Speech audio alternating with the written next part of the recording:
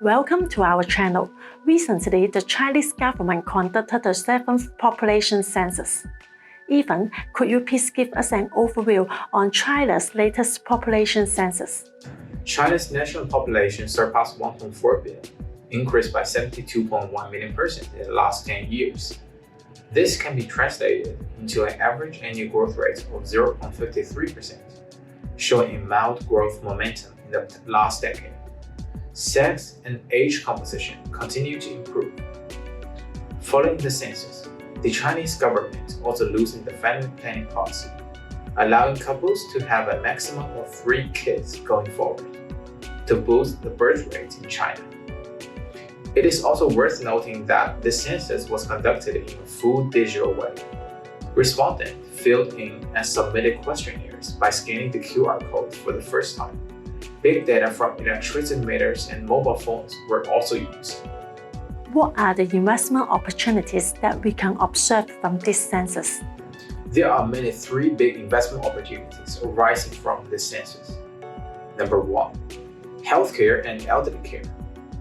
The census revealed that 190.64 million people, or 13.5% of China's population, are 65 years or older, a sizable increase from 8.9% in 2010. The increase in the size of the elderly population will demand unprecedented investment in China's elder care industry. The group of aging population will require products such as pharmaceuticals, medical devices, and disability aids in greater numbers. Silver economy is increasingly coming into investors' attention. 2. National trend or domestic branded products.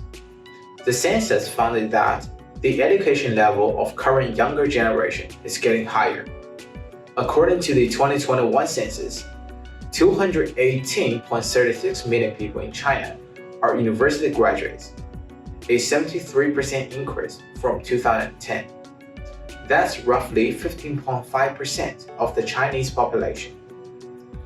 The popularity of higher education would significantly raise their understanding on the history, culture, and development of the country and result in higher national pride. The popularity of national trend and Chinese branded products is expected to rise. The HSC China Fund is already well positioned to benefit from the shift to domestic brands. 3. General consumption in newly developed cities. The census also illustrated that China's multi-decade-long urbanization drive continued to speed ahead. During the last decade, China's urbanization rate grew by 14.21 points to 63.89%, leaving the share of rural population at just 36.11%.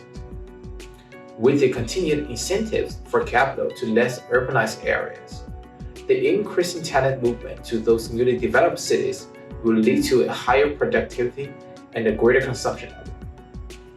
We will keep exploring new investment opportunities followed by the new trend and try to include them to our portfolio if they fulfill our requirements of inner strength, valuation, and relative attractiveness.